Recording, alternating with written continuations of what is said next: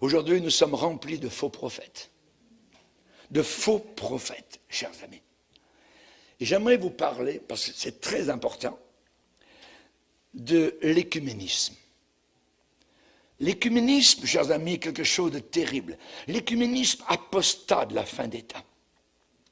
Les traductions de Bible que nous avons. Dernièrement, ils ont fait une traduction de Bible pour les Inuits. Au lieu de marquer « Voici l'agneau de Dieu », ils ont mis « Voici le phoque de Dieu ». Ouais. Pour dire, bien pour eux, ils vont comprendre. Non, non.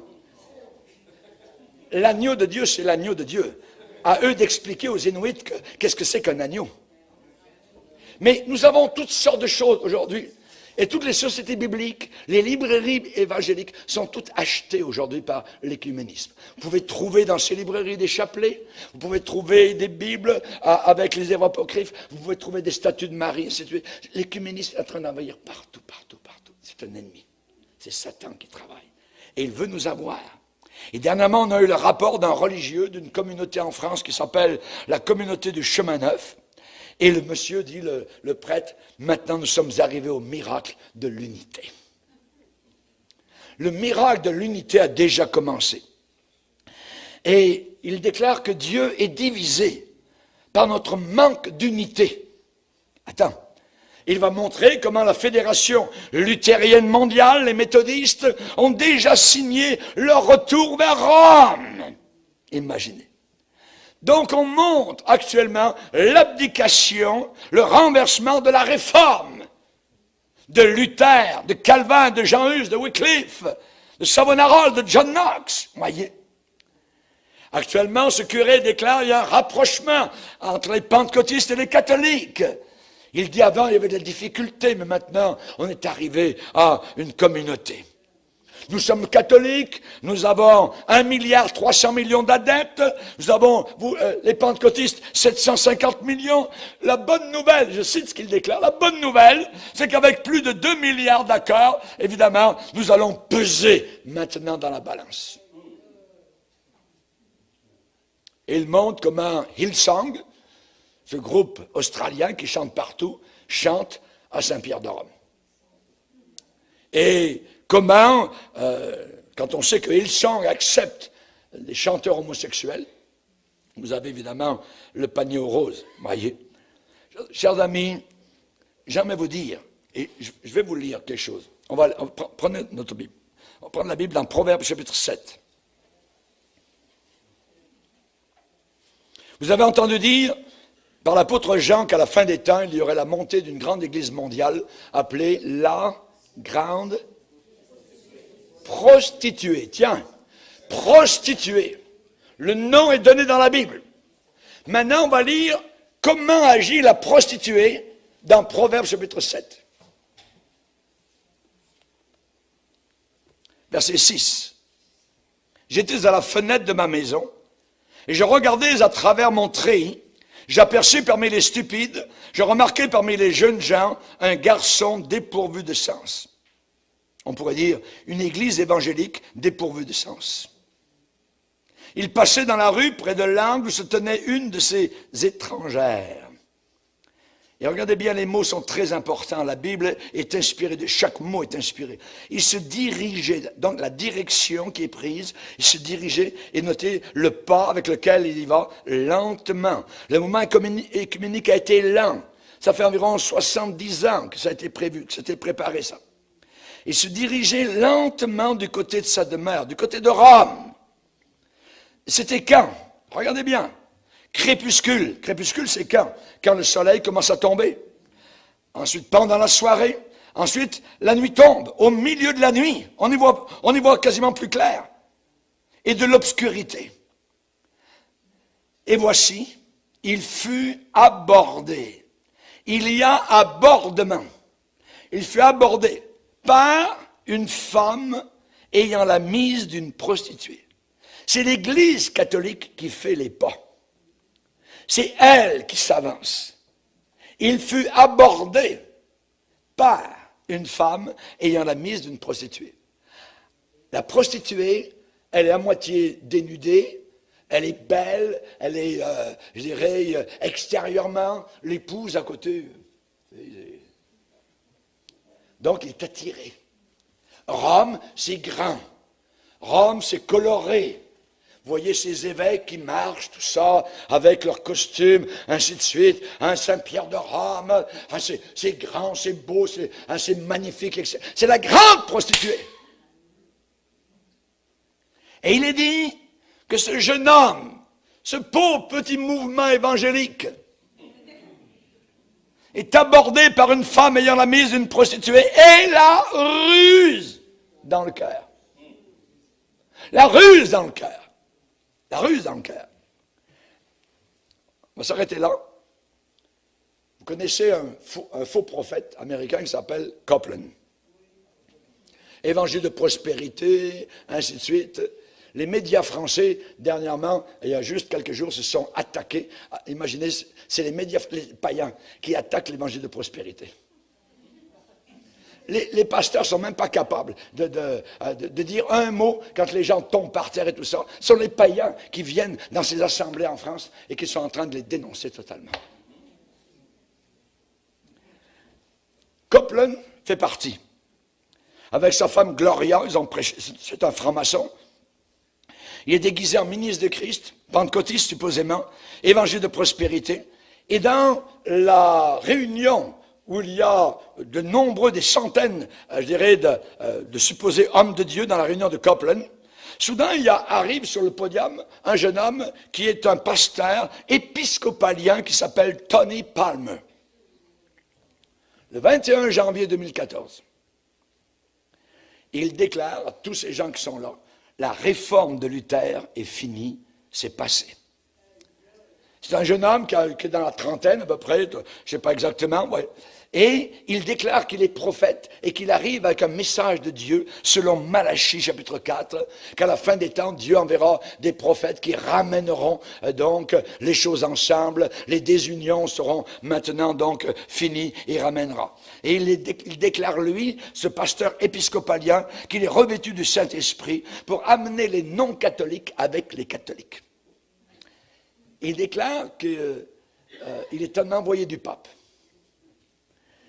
Et que le pape était son ami quand le pape n'était pas encore pape et que ce pape était en Amérique du Sud, il se voyait régulièrement, il se parlait. Et le jour où le pape a été élu, eh bien, Palmer a dit, je ne le verrai plus jamais, maintenant il est pape, il est à Rome. Et un beau jour, il a reçu un téléphone du pape. Et il l'a invité à venir à Rome. Et comme ce sont deux amis, ils ont fait une vidéo pour la grande conférence donc de chez Copeland, en Floride. Et le pape, on le voit, donc le vidéo parle. Palmer dit, regardez, je suis un envoyé du pape, on va passer le vidéo. Et dessus, le pape donc est à Rome et il dit, je m'ennuie de mes frères séparés. Je suis comme Joseph dans l'Ancien Testament qui s'ennuyait de ses frères. Tout ça. Bla, bla, bla, bla, bla. Réaction chez Copeland à la fin du vidéo. Tous les gens applaudissent, se lèvent. Alléluia, c'est merveilleux, c'est glorieux, tout ça. Ils avalent, évidemment, le verre, l'hameçon et la ligne. Quelques semaines plus tard, ce jeune prophète, Palmer, meurt d'un accident à Londres, de moto. Et il est enterré. N'oubliez pas qu'il vient de déclarer que la réforme est finie. L'écuménisme, c'est la montée de la grande prostituée. La Bible dit que c'est une femme décrite dans l'Apocalypse, pleine, remplie de noms de blasphème. N'oubliez pas que l'Église catholique est la seule qui crée Dieu à la messe. Voici l'agneau de Dieu. Voici, c'est Dieu. Par la transsubstantiation, la magie catholique, ça devient Dieu. Imaginez. Maintenant, qui est retourné à Rome? Les méthodistes ont signé le même accord, les anglicains, les évangéliques, les orthodoxes. Et donc, ce prêtre de la communauté du chemin neuf en France déclare: il faut que la prière de Jésus, Jean chapitre 17, pour l'unité soit exaucée. Et il va dire que Jésus est mort sur la croix pour l'unité visible du corps de Christ, l'Église. C'est la grande prostituée. Le jeune homme s'en vient, viens-t'en par ici. À Rome, viens signer, voyez. Ça dit un peu plus loin, regardez, c'est intéressant parce que la prostituée et la grande prostituée ont beaucoup de similarités. Proverbe 7, il est dit, verset 13, elle le saisit et l'embrassa. Saviez-vous que Billy Graham n'allait nulle part quand il faisait ses grandes missions d'évangélisation sans que l'Église catholique soit là? Toujours avec l'approbation de l'Église catholique. Et à la fin, lors de la prédication, quand les gens viennent donner leur cœur au Seigneur, Billy Graham disait « Retournez dans vos églises ». Parce qu'ils l'ont vu au début de son ministère comme une menace. Et un jour, qu'est-ce qu'on a lu? Elle le saisit et l'embrassa. Le pape de l'époque a pris Billy Graham par sa cravate et lui a dit « Frère, nous sommes frères ». Et Billy Graham a dit « Oh, j'ai été bouleversé ». Et à partir de là, il a déclaré que le pape était la conscience mondiale des chrétiens. Et il y a quelques années, il a déclaré que tous les musulmans étaient sauvés, même s'ils ne connaissaient pas Jésus-Christ. C'est un blasphème. C'est un traître à l'évangile et à l'évangélisation. Il est dit, elle le saisit et l'embrassa. Et d'un air effronté lui dit, je devais un sacrifice d'action de grâce. C'est une prostituée et elle emploie un langage religieux. J'aime Dieu. Comme toi et moi, allons dans le même lit. Regardez ce qui est dit ici, verset 21. En plus, verset 19, elle lui dit, mon mari n'est pas à la maison. C'est vrai. Mon mari n'est pas à la maison. Jésus n'est pas dans l'Église catholique romaine. Il n'est pas là. Mais il est là où il épouse, pas la prostituée. Il est dit au verset 21, elle le séduisit à force de paroles. Des rencontres écuméniques, rencontres mondiales. Il y a eu une grande rencontre à l'époque avec Billy Graham, ils s'en sont servis, je dirais, au coton, à Amsterdam, dans les années 80. Et là, c'était supposément pour aider, et Billy Graham, son organisation, a payé le voyage, tous les frais de milliers de pasteurs, de 4 coins de la terre, pour venir d'Afrique, d'Asie, tout ça, à Amsterdam. Et là, supposément, recevoir de l'enseignement, comment évangéliser. Mais au travers de ces moments-là, il y a un évêque catholique qui s'est présenté et qui a parlé à tous ces pasteurs. Et qui leur a dit, nous sommes frères, nous sommes ensemble, nous faisons le même travail. Ici aux États-Unis, il y avait dans une ferme un vieux monsieur et son épouse qui étaient à la retraite, qui ont vendu quelques vaches pour faire le voyage, aller à Amsterdam, et devant l'entrée du lieu de conférence, mettre une grande bannière, n'écoutez plus Billy Graham, c'est un écuménique. Et ils l'ont mis. Alors que tous les pasteurs étaient en train d'entrer. Moi je dis, bravo. Bravo à ce monsieur et à cette dame qui ont vendu leurs vaches pour aller là-bas mettre une bannière, au moins avertir. La grande prostituée, elle le séduisit à force de paroles, elle l'entraîna par ses lèvres doucereuses. Résultat, verset 22, il se mit tout à coup à la suivre. Oublie Luther, oublie la Réforme, alors que l'Église catholique n'a pas changé d'un iota au travers des siècles. Le pape est encore un idolâtre, en train d'adorer Marie, en train de l'autre côté d'avoir communion avec les musulmans, les hindous. Ils ne disent pas aux évangéliques évidemment que les hindous sont leurs frères. Les amis de mes amis sont mes amis. Tu es ami avec la grande prostituée, alors tu es ami aussi avec les islamistes, avec tous ceux qui renient la divinité de Jésus-Christ. Ils n'ont pas Dieu. Le pape rentre dans la catégorie de la 3e épître de Jean, où il est dit, si quelqu'un va plus loin, va plus loin. Seconde épître de Jean, pardon. Seconde épître de Jean, et au verset 8, prenez garde à vous-même, afin que vous ne perdiez pas le fruit de votre travail, mais que vous receviez une pleine récompense. Verset 9, très important. Quiconque va plus loin, actuellement l'Église catholique va nettement plus loin. Quiconque va plus loin et ne demeure pas dans la doctrine, dans l'enseignement de Christ, n'a pas Dieu. Mon mari n'est pas à la maison. Elle a raison, la grande prostituée. N'a pas Dieu. Celui qui demeure dans cette doctrine, la doctrine de Jésus-Christ, il a le Père et il a le Fils. Alléluia. Gloire au Seigneur. Chers amis, j'aimerais vous dire ce qui se passe actuellement et qu'est-ce qu'il faut faire. Et en tant que chrétiens, nous avons reçu la vérité. On est sorti de l'erreur. On a reçu la vérité. Oui ou non? Amen. Nous sommes la lumière du monde. Et nous devons nous lever, monter au créneau, nous mettre debout dans nos bottes. Nous devons faire face à tous ceux qui s'opposent à la vérité. Comme Jeannès et Jean Bresse. Comment Jeannès et Jean Bresse sont-ils opposés à la vérité? En faisant les mêmes miracles que Moïse faisait. Moïse a jeté son bâton par terre, qui est devenu un serpent, et les magiciens d'Égypte ont jeté leurs petits bâtons, qui eux aussi sont devenus des petits serpents.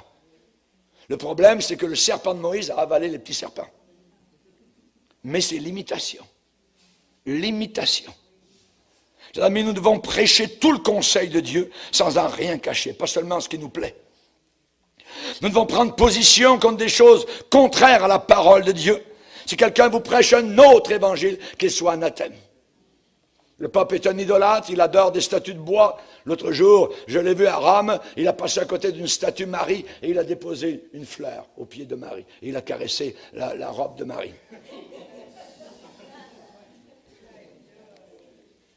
Quand le Fils de l'homme reviendra, trouvera-t-il la foi sur la terre? Trouvera-t-il la foi? Deux personnes marchent-elles ensemble sans être en accord? Amos chapitre 3, verset 3. Nous ne pouvons pas marcher, nous ne pouvons pas adorer, nous ne pouvons pas évangéliser avec quelqu'un ou avec un organisme qui enseigne un autre évangile. Parce que tôt ou tard, quelqu'un devra faire un compromis. Et ce n'est pas le côté faussé qui en fera. Ce n'est pas le côté tordu, le côté déjà dilué qui va se compromettre. Non, c'est le bon côté. Dieu est esprit et doit être adoré en esprit et en vérité. Et je citerai ce qu'a dit un jour un professeur, le professeur Paul Edokimov. Il a dit, catholiques, protestants, orthodoxes, nous sommes tous groupés autour de la Bible. C'est la Bible fermée qui nous unit. Dès que nous ouvrons les pages de la Bible, c'est la Bible ouverte qui nous désunit. Alléluia. Amen. C'est ce livre, amen, qui nous désunit, amen, qui nous désunit, qui nous détache de l'enfer, qui nous détache de l'erreur, amen. Si on ferme ce livre, oh, la Bible nous unit, oui. Aimez-vous les uns les autres.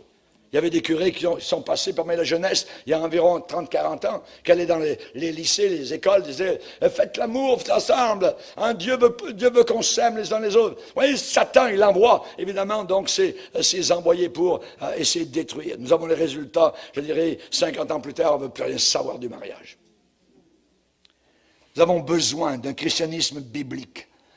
Nous avons besoin du Seigneur Jésus. Élie et Élisée, est-ce qu'ils sont allés féliciter les prêtres d'Astarté, de Baal, d'Agon, qui adoraient Moloch?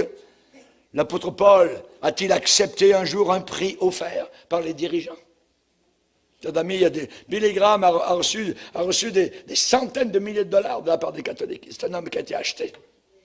Paul Colson, ceux qui connaissent, il a reçu un prix de 1 million de dollars pour la progression de la religion. Naboth, est-ce qu'on voit Naboth avec Akab se serrer ensemble et dire on est frères? Non, non. Akab avait dit, hey Naboth, donne-moi ta petite vigne qui est juste à côté de mon palais et moi je te donnerai quelque chose de mieux. Naboth a dit, je ne donnerai jamais l'héritage de mes pères. Il en est mort pour cela. Sommes-nous prêts à vivre? Amen. Pour voir la victoire totale et jusqu'à la fin du Seigneur Jésus-Christ. La vérité. Amen. La suite de ce message ce soir. Les 5 rois contre le peuple d'Israël. Et les 5 ont été vaincus et pendus. Que Dieu soit béni. Levons-nous ensemble.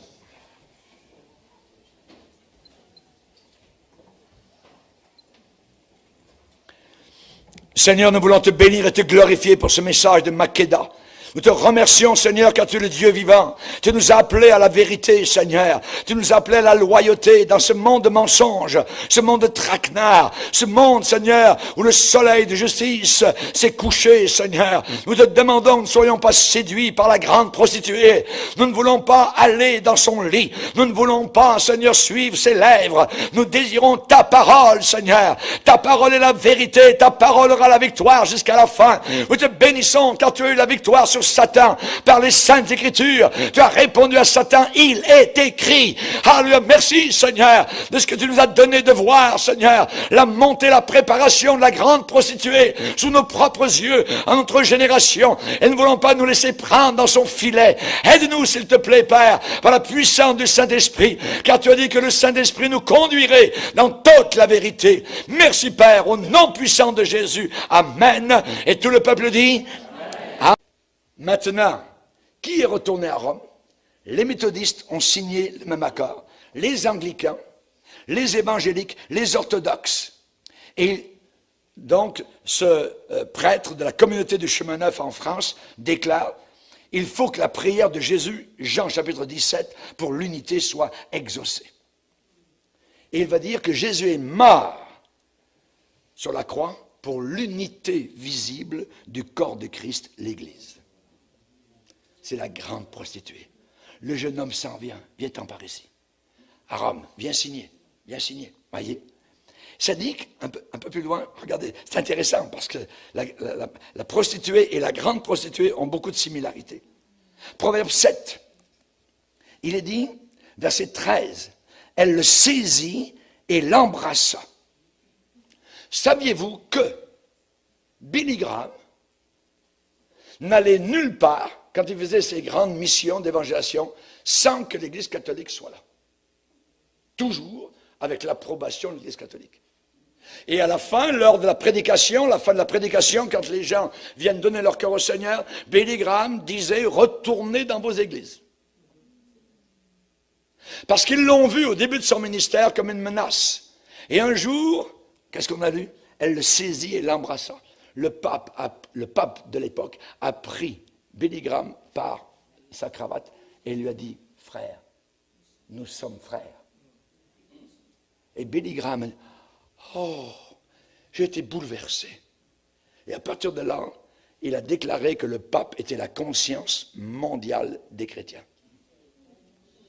Et il y a quelques années, il a déclaré que tous les musulmans étaient sauvés, même s'ils ne connaissaient pas Jésus-Christ. C'est un blasphème. C'est un traître à l'évangile et à l'évangélisation. Il est dit, elle le saisit et l'embrassa. Et d'un air effronté lui dit, je devais un sacrifice d'action de grâce. C'est une prostituée et elle emploie un langage religieux. J'aime Dieu. Comme toi et moi, allons dans le même lit. Et il montre comment Hillsong, ce groupe australien qui chante partout, chante à Saint-Pierre de Rome. Et comment, quand on sait que Hillsong accepte les chanteurs homosexuels, vous avez évidemment le panier aux roses, voyez. Chers amis, j'aimerais vous dire, et je vais vous lire quelque chose. On va prendre notre Bible. On va prendre la Bible dans Proverbe chapitre 7. Vous avez entendu dire par l'apôtre Jean qu'à la fin des temps, il y aurait la montée d'une grande église mondiale appelée la grande prostituée. Tiens, prostituée. Le nom est donné dans la Bible. Maintenant, on va lire comment agit la prostituée dans Proverbe chapitre 7. Verset 6.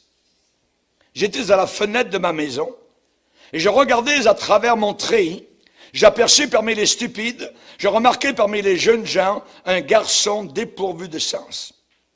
On pourrait dire une église évangélique dépourvue de sens. Il passait dans la rue près de l'angle où se tenait une de ces étrangères. Et regardez bien, les mots sont très importants. La Bible est inspirée, chaque mot est inspiré. Il se dirigeait, donc la direction qui est prise, il se dirigeait, et notez le pas avec lequel il y va, lentement. Le mouvement écuménique a été lent. Ça fait environ 70 ans que ça a été prévu, que c'était préparé ça. Il se dirigeait lentement du côté de sa demeure, du côté de Rome. C'était quand? Regardez bien. Crépuscule. Crépuscule, c'est quand? Quand le soleil commence à tomber. Ensuite, pendant la soirée. Ensuite, la nuit tombe. Au milieu de la nuit, on y voit quasiment plus clair. Et de l'obscurité. Et voici, il fut abordé. Il y a abordement. Il fut abordé par une femme ayant la mise d'une prostituée. C'est l'Église catholique qui fait les pas. C'est elle qui s'avance. Il fut abordé. Aujourd'hui, nous sommes remplis de faux prophètes. De faux prophètes, chers amis. Et j'aimerais vous parler, parce que c'est très important, de l'écuménisme. L'écuménisme, chers amis, est quelque chose de terrible. L'écuménisme apostat de la fin des temps. Les traductions de Bible que nous avons. Dernièrement, ils ont fait une traduction de Bible pour les Inuits. Au lieu de marquer « Voici l'agneau de Dieu », ils ont mis « Voici le phoque de Dieu ». Ouais. Pour dire, bien pour eux, ils vont comprendre. Non, non. L'agneau de Dieu, c'est l'agneau de Dieu. À eux d'expliquer aux Inuits qu'est-ce que c'est qu'un agneau. Mais nous avons toutes sortes de choses aujourd'hui. Et toutes les sociétés bibliques, les librairies évangéliques sont toutes achetées aujourd'hui par l'écuménisme. Vous pouvez trouver dans ces librairies des chapelets, vous pouvez trouver des Bibles avec les œuvres apocryphes, vous pouvez trouver des statues de Marie, ainsi de suite. L'écuménisme est en train d'envahir partout, partout, partout. C'est un ennemi. C'est Satan qui travaille. Et il veut nous avoir.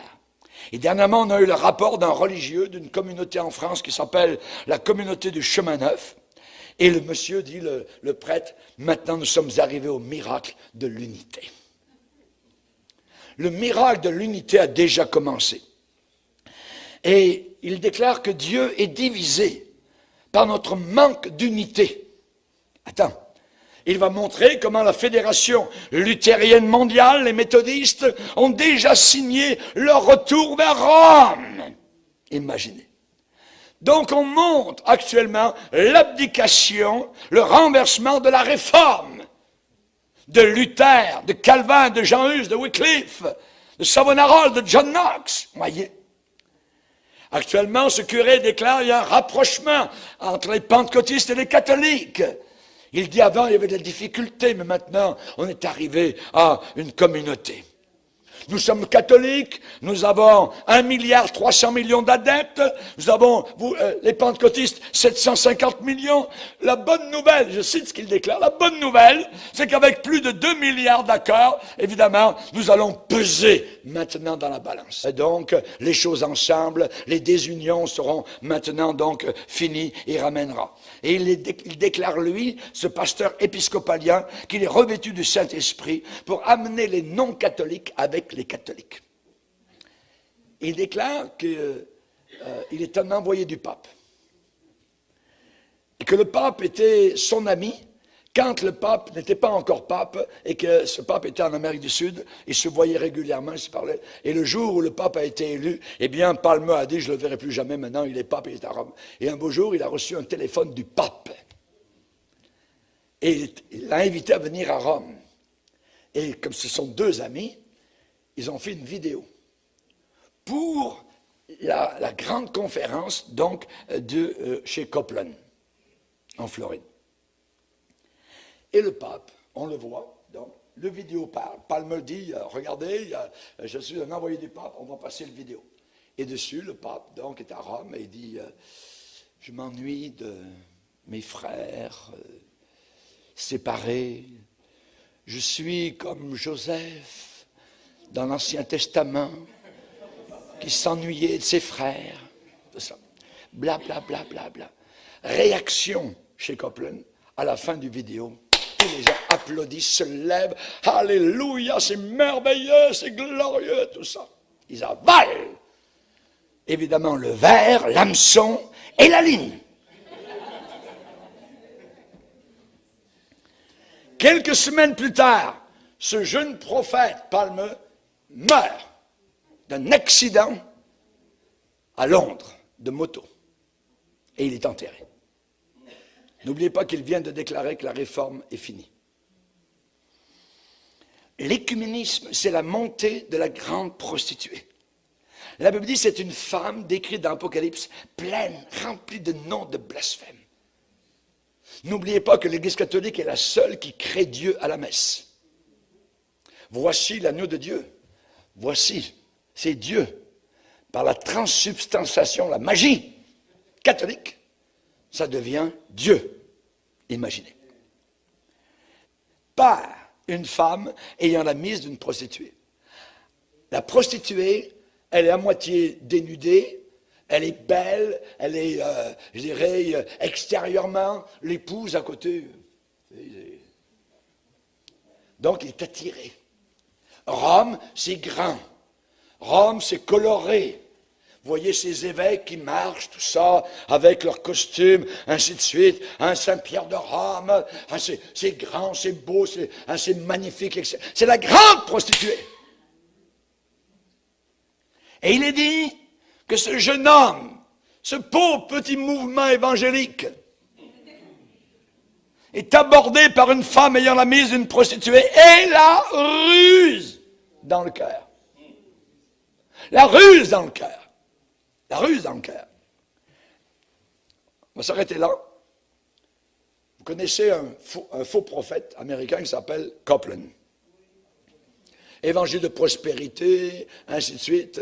Les médias français, dernièrement, il y a juste quelques jours, se sont attaqués. Imaginez, c'est les médias les païens qui attaquent l'évangile de prospérité.